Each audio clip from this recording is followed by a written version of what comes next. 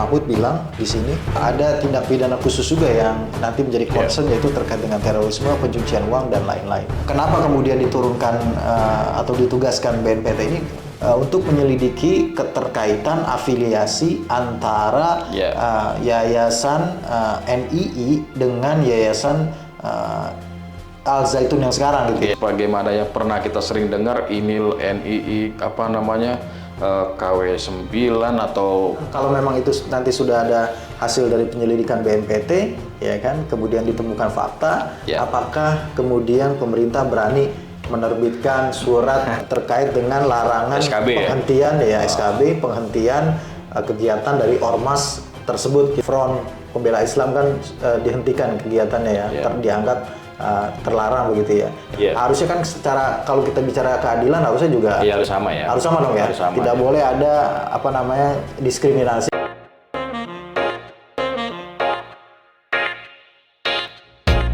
Assalamualaikum warahmatullahi wabarakatuh. Kembali lagi di YouTube channel Halo Pengacara. Apa kabarnya sahabat Halo Pengacara? Semoga dalam keadaan sehat walafiat ya. Nah, pada kesempatan kali ini kembali Halo Pengacara akan memberikan informasi dan juga ulasan hukum terkait dengan isu-isu yang sedang viral di masyarakat yang menjadi perbincangan hangat baik di media sosial dan juga di media massa. Kembali bersama Bang Nasrullah Nasution, kita akan melanjutkan ulasan hukum terkait dengan Ponpes Al Zaitun dan juga terkait dengan Panji Gumilang gitu ya.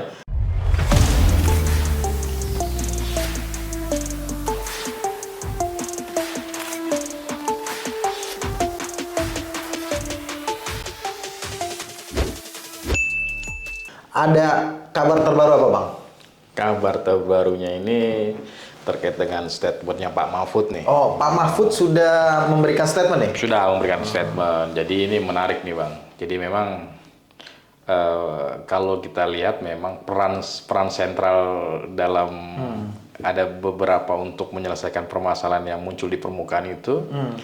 Ada peran Menko Polhukam. Nah, ini yang menarik dari beberapa kasus ya. Dari beberapa kasus ya. Ada ya, saya hitung tuh dari kasusnya Ferdi Sambo yang besar ya. Kemudian kasusnya 349 triliun. Sekarang ini kasusnya Ponpes Al Zaitun. Jadi apa ya, Bang, yang menarik dari pernyataannya? Yang menarik dari Pak Mahfud ini ya artinya beliau punya komitmen yang tinggi untuk segera menyelesaikan permasalahan-permasalahan yang membuat keramaian lah ya, yang membuat kisruh, menjadi pusat perhatian masyarakat. Perhatian masyarakat, sehingga itu perlu segera untuk diselesaikan. Sejauh ini sih efektif ya? Sejauh ini efektif. Di samping beliau juga pakar hukum, jadi memang mengerti aturan hukum sehingga mengkonsolidasikan dan mengkoordinasikan. Karena kalau nggak salah ada beberapa lembaga yang ikut ya dalam kompresnya ya. Iya, betul. Ya, artinya memang dorongan non hukum ini perlu juga gitu ya. Bagaimanapun kita mengakui ya, bagaimanapun ya Indonesia itu. Sampai gini juga, siapa tuh yang pengusaha jalan tol tuh? Yusuf Hamka. Iya kan, ya kan? Ngomong juga ya Pak Mahfud ya. Pak Mahfud statement juga tuh. Iya, walaupun sebenarnya itu agak bertentangan karena minta pemerintah bayar gitu ya. Tapi kata dia kalau emang utang ya bayar lah. Kira-kira gitu. Bagus juga ya. Bagus nah, ini yang terkait dengan tadi konpresnya Pak Mahfud, Bang. Iya.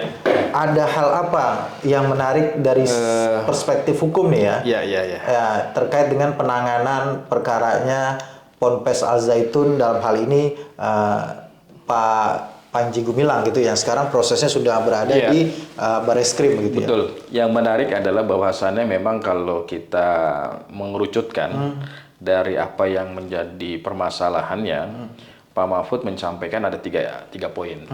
Pertama adalah terkait dengan tindak pidana yang sekarang sedang diproses dan sedang didalami di kepolisian, ya di Bareskrim Polri.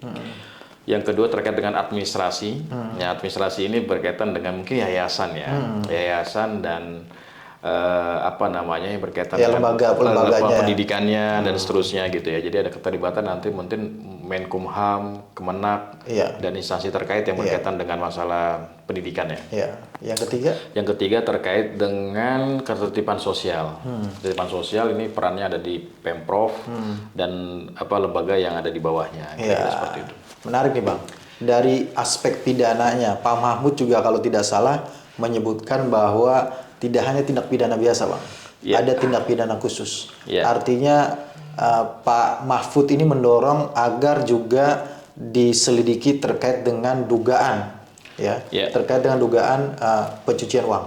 Oh, Iya, jadi ada pernyataan di sini yang kita kutip di media itu bahwa Pak Mahfud bilang di sini ada tindak pidana khusus juga yang nanti menjadi concern yaitu terkait dengan terorisme, pencucian uang dan lain-lain. Ini agak menarik juga nih. Jadi agak sedikit keluar dari pemikiran kita yang umum gitu yang bahwa hanya berbicara tentang penistaan. iya, penistaan agama ini kemungkinan akan melebar kemana-mana gitu. Betul. Iya, ada satu lagi Bang yang menurut saya juga menjadi hal yang cukup menarik kalau kita diskusikan itu terkait dengan apakah ada kemungkinan ya Ponpes Al Zaitun ini dalam hal kelembagaan ya itu kemudian menjadi lembaga atau organisasi yang dilarang seperti halnya pernah terjadi pada lembaga-lembaga sebelumnya dan yang terbaru itu kan Front Pembela Islam. Iya. Jadi gini, mungkin ini perlu kita gali lebih dalam Bang ya, terkait dengan apakah nanti akan bernasib sama, akan ada mekanisme yang sama terhadap organisasi ataupun apapun bentuknya yang itu nanti akan mendapatkan evaluasi dari pemerintah. Yang pertama adalah kita juga kalau emang ini adalah sebuah gerakan ya, artinya sebuah ormas kan gitu ya. Sebuah ormas dia menghimpun angka anggotaan, terus menyebarkan pemahaman kan gitu kira-kira ya. Iya. Nah, ini tentunya juga kita harus lihat ya, artinya memang bicara tentang Al Zaitun bukan hanya pribadinya daripada Panji Gumilang tentunya dalam hal ini, tapi juga para pengikutnya, muridnya, dan seterusnya. Nah, yang kita khawatirkan juga apakah juga santrinya juga nanti itu akan mendapatkan. Makanya kenapa salah satu statement Pak Mahfud adalah harus adanya turun tangan dari Kemenak. Melakukan pembinaan. Melakukan mungkin yang bisa dimaksud pembinaan itu menelusuri tentang pemahaman-pemahaman yang diberikan kepada para santrinya. Apakah emang ada suatu atau menyimpang, tidak bersesuaian dengan apa yang dipahami oleh Kemenak atau tidak. Nah, saya rasa itu.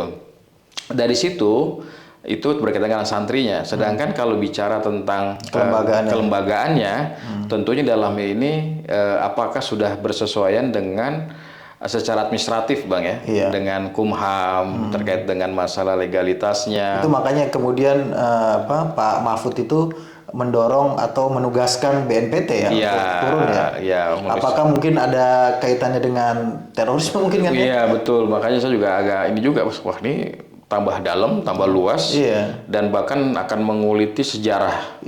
Nah, ini kan kalau bisa bicara sejarah berarti sebagaimana yang pernah kita sering dengar INIL, NII, apa namanya KW 9 atau nah KW itu Bang yang menarik itu kan karena ada pernyataan dari Pak Mahfud yang kita kutip dalam media gini ya, media online, bahwa ada pernyataan untuk menyelidiki keterkaitan afiliasi antara yayasan NII dengan yayasan Al Zaitun yang sekarang gitu ya. Artinya kenapa kemudian diturunkan atau ditugaskan BNPT ini untuk menyelidiki terkaitan itu.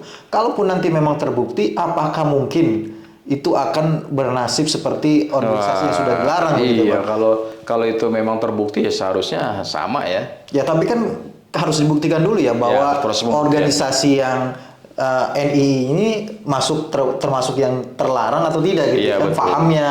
Karena di dalam undang-undang tentang ormas itu kan yang terbaru yang tahun 2017 itu kan Perpu itu ya. Iya kan memang untuk organisasi yang atau ormas yang menyebarkan faham-faham ajaran yang bertentangan dengan Pancasila misalnya gitu itu kan dilarang gitu. Artinya kalau terbukti bisa dilarang dong ya. Ya harusnya iya.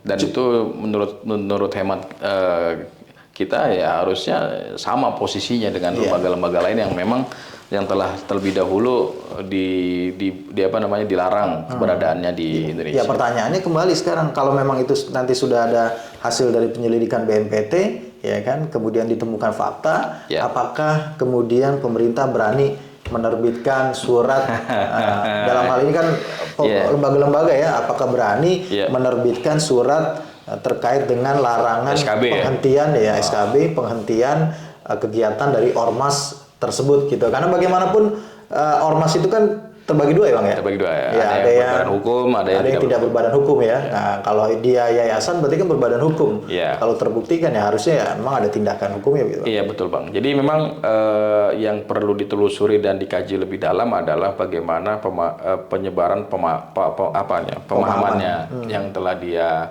pahami itu. Taruhlah mungkin nanti kalau kita duga atau terbukti nanti ya kita belum bisa menjustifikasi itu. Setelah nanti ditentukan ternyata ada dugaan di situ, ada dugaan penistaan misalkan ya, ada pemahaman yang mungkin yang tidak tepat atau tidak bersesuaian dengan kaidah Islam. Ya tentunya dalam hal ini ya lagi-lagi peran daripada Kementerian Agama, peran lagi dari MUI untuk coba menetralisir, saya nggak tahu bahasanya yang tepat apa ya, untuk mengembalikan kembali pemahaman itu kepada yang sesungguhnya ya, yang sebenarnya. Nah ini peran sentralnya. Dibanding kita ya tadi pendekatannya kan bisa jadi pendekatannya seluruh pengikutnya akan misalkan disamakan. Ya enggak juga ya. Enggak juga gitu ya. Karena kan ada yang terbukti, ada yang tidak setuju juga kan gitu ya. Iya, ada beberapa tidak setuju dan ada yang juga yang keluar, ada yang seterusnya. Yang baru mengetahui begitu ya. Tapi kan memang gini Bang, ini kembali kepada asas keadilan ya, bahwa sebelumnya juga rame yang tadi kita sebutkan bahwa Front Pembela Islam kan dihentikan kegiatannya ya, dianggap terlarang begitu ya. Kemudian nanti ada kondisi misalkan tadi kita sebutkan bahwa terbukti juga ini ponpesnya atau lembaganya badan hukumnya dari Ponpes Al Zaitun ini kemudian terlarang juga. Harusnya kan secara kalau kita bicara keadilan harusnya juga harus sama ya. Harus sama dong ya. Tidak boleh ada diskriminasi, tidak boleh ada Abang bilang itu kofadis gitu ya. Jadi kalau bisa kita bilang ini ada berapa pendekatan sebenarnya ya, pendekatan yang dilakukan. Tadi kan kita bisa lihat ada pendekatan hukum, ini sedang berjalan, ada pendekatan sosial gitu ya. Mungkin ke depan juga ada pendekatan politik gitu itu yang harus mungkin juga dilakukan agar jangan sampai hal-hal seperti ini terulang kembali. Atau menunggu proses hukumnya dulu Bang. Ya untuk membuktikan itu ya. Artinya proses hukum terhadap Panji Gumilang ini kan sedang berjalan nih. Ya termasuk tadi ada Pak Mahfud bilang akan ditelusuri juga masalah pencucian uangnya, terorismenya gitu kan. Selain ada tindak pidana penistaan agamanya begitu. Kalau memang ini terbukti semuanya begitu ya, saya rasa udah nggak ada beban lagi buat pemerintah untuk melakukan tindakan hukum terhadap lembaganya begitu Bang. Betul. Tapi kita harus juga agak sedikit sedikit menguras lah ya. Banyak santri di sana. Iya, itu juga harus dipertimbangkan. Artinya bukan hanya ketika terbukti terus atau seterusnya akhirnya dibubarkan, bukan begitu saja. Harus ada solusi dong ya. Ada solusinya gitu ya. Apakah nanti mereka bagaimana, terus siapa yang akan bertanggung jawab, terus seperti apa dan seterusnya. Sehingga jangan sampai hak anak-anak yang belajar di sana pun juga akhirnya terdampak lah ya. Memang harus ada solusi dan makanya mungkin kemungkinan ya karena ini Pak Mahfud sudah bicara sepertinya upaya penyelesaian yang mau diinginkan adalah holistik ya Bang. Secara menyeluruh tidak hanya persoalan ansih masalah hukum ya. Maksudnya tidak hanya persoalan masalah penistaan dugaan penistaan agamanya, tetapi memang terkait dengan kelembagaan yang tadi Abang sebut gitu ya. Karena yang diduga melakukan penistaan itu pucuk pimpinan ya. Pucuk pimpinan. Jadi nggak mau tapi kan. Itu bahkan punya dampak ke bawah. Punya dampak karena ikon sebenarnya itu ikonnya dari lembaga tersebut. Ya mudah-mudahan cepat dan segera ya mendapatkan hasil proses yang sudah dan akan dilakukan oleh Pak Mahfud ini, mudah-mudahan bisa membawa dampak yang baik bagi semua ya, termasuk tadi Abang bilang bagi siswa-siswa yang memang masih mempunyai hak di dalam yayasan pendidikan tersebut. Betul. Mungkin ada satu hal yang perlu kita bisa minta usulkan ke pemerintah, membuat atau semacam tim investigasi ya. Tim pencari fakta. Tim pencari fakta yang itu mencari kebenaran terhadap informasi yang didapatkan dan membuka layanan pengaduan terkait dengan dugaan-dugaan yang selama ini berseliweran di media sosial maupun di apa terkait dengan Al-Zaitun. Ini untuk mengklarifikasi juga gitu ya, jangan sampai nanti kita menjustifikasi sesuatu tanpa tanpa punya bukti dan itu juga akan zolim, nggak boleh kita seperti itu. Nah, mungkin tim pencari fakta itu adalah kumpulan dari tadi ya para pihak-pihak yang memang punya kepentingan dan punya kewenangan untuk melakukan pencarian kebenaran terhadap Pak Mahfud segera mungkin dibentuk tim fakta sebagaimana usulan Bang Nasrullah gitu. Ya, makasih Bang ya. Siap. Makasih juga ulasannya. Ya. Makasih juga sahabat Halo Pengacara yang sudah menyaksikan video ini sampai dengan selesai. Terima kasih sekali lagi, dukung terus Halo Pengacara dan nyalakan loncengnya, subscribe YouTube channelnya dan like serta komen video-videonya gitu ya. Terima kasih sekali lagi. Salam Halo Pengacara. Assalamualaikum warahmatullahi wabarakatuh. Waalaikumsalam warahmatullahi wabarakatuh.